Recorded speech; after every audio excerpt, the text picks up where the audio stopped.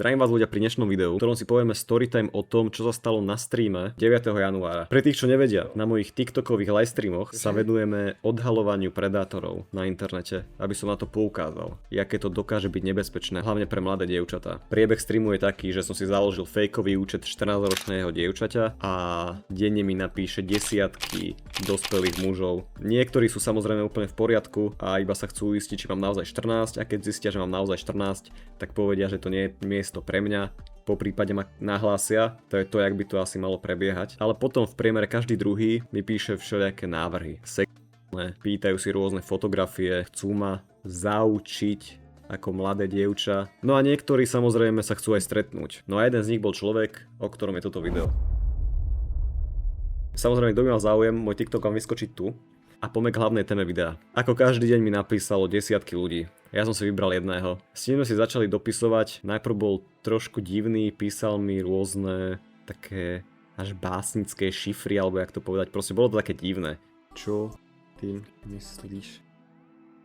Ja myslím všetko v skutočnosti, naozaj skutočný zážitkový večer plný vyrušenia a kvalitného zážitku. Nemalo to úplne zmysel, bol strašne opatrný. Písal tak, doslova v šifrách, alebo jak to povedať. Samozrejme som mu zopakoval, že mám 14 rokov a opýtal som sa na jeho vek. On mi povedal, že má 35, aj keď na profile mal nadstavený vek nejakých 40, alebo ako. No 35, ako má napísať 39, ale okej. Budem uveriť. Konkis. Ja som teda zopakoval, že mám 14, či je to v poriadku. A on to zahral na prekvapeného, že wow, 14, tak to som naozaj nečakal. Prekvapilo ho to, ale že je to úplne v poriadku, že ma zaučí. Ja mám 14, tak teda nevadí. Ale môže byť rád, ti ukážem všetky typy. Čo?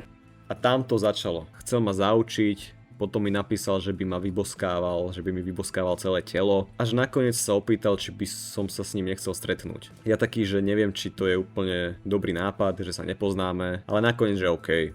Kam? Čo je?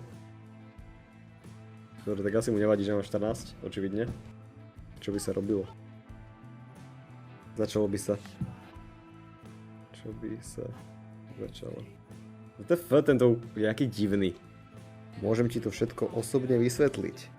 Wow. No. Nemá sa čo skutočne obávať, som seriózny človek, ktorý má aj skutočné skutky, ktoré nie sú na zahodenie. Kvalitné, kompatibilné boskávanie tvojho celého tela. Na streame sme to vymysleli tak, že som našiel na YouTube livestream z mestskej webkamery v Bratislave. Tá kamera zachytáva z vtáčej perspektívy v podstate železničnú stanicu v Petržalke. Napísal som mu, že nech tam teda dojde. Keď chce, môže dojsť po mňa. Potom sme čakali nejakú pol hodinu a čo sa nestalo? No on tam došiel. Došiel tam. Najprv zašiel do nejakej vedľajšej uličky, ale potom, keď som mu napísal, že sa do tej uličky bojím vstúpiť, keďže tam bola tma a som sama, dievča, bla bla bla, tak on taký, že OK, že tak dôjde pre mňa priamo pred vchod železničnej stanice. Napísal! Ty kokos! Že už som tu! Píše mi, že som vedľa Tesco. Dobre, napísal som, či nedojde za mnou aspoň na tú stranu, kde som, hej. Povedz, že si išiel dnu do stanice. Hej, to som napísal som. Idem k stanici, poď von, chat. Alebo to biele auto, čo ide teraz? Asi to biele auto, že? Áno, blíka štvorkami, to je on. Zaparkoval tam a aby som si bol istý, tak som mu povedal, že prosím ťa, že neviem, ktoré auto si ty, že zapni výstražné svetlá. Zapol, následne zapol aj diaľkové, takže zablikal. Opýtal som sa ho, že to biele auto si ty, on že áno, dojde do auta. No, popri tom, jak som si s ním písal, k jeho autu pristúpili traja muži. Prečo mu tam stoja ľudia? Oni už stoja hentam, oni ho zobrali z auta a rozprávajú tam traja. Chvíľku s ním kecali a potom odišli dnu do železničnej stanice. Následne išli von, chodili po ulici hore dole, išli do parku a potom zase chodili po ulici, sem tam sa zastavili k autu. A ja som sa ho opýtal, že kto sú tí traja ľudia, že sa bojím, že čakal som, že tam bude sám a že sú tam traja, že mám strach. On taký, že nemá mať strach, že to boli iba kamaráti, že ho videli a došli sa pozdraviť, ale už odišli, že mám dojsť do auta. Kamarát?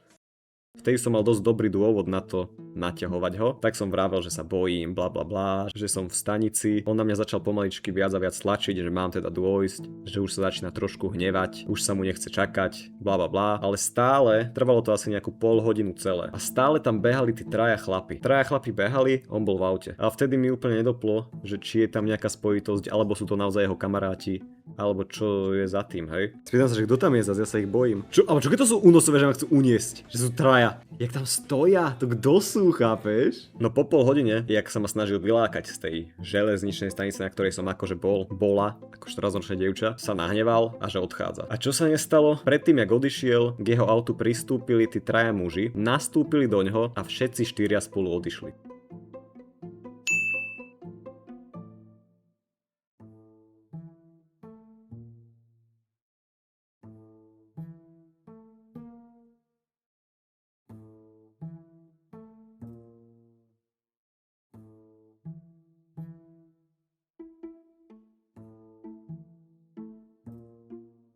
No a čo to znamená? Znamená to to, že neprišiel sám. Bol tam on, ktorý ma čakal v aute a písal si so mnou a zároveň tam boli nejakí jeho traja kamaráti, ktorí tiež prišli v podstate za mnou, o ktorých som ja nevedel. Boh vie, čo by sa stalo, keby tam bolo naozaj 14-ročné dievča a oni by sa s ním naozaj stretli a nastúpil by k ním do auta. Ale akože je to fakt, že nepríjemná, desivá predstava. Samozrejme následne si ma blokol a prestal odpisovať. No ale čo to teda znamená? Znamená to, že neprišiel sám, prišiel aj s 3 kamarátmi. Čiže 4 dospelí chlapi došli v noci o 12:30 do Petržalky pre 14-ročné dievča. Nevieme, čo by sa ďalej dialo, keby tam naozaj bolo nejaké dievča. A nemusí byť ani 14-ročné. Mohlo by to byť kľudne aj dospelá žena, ktorá chcela ísť na rande.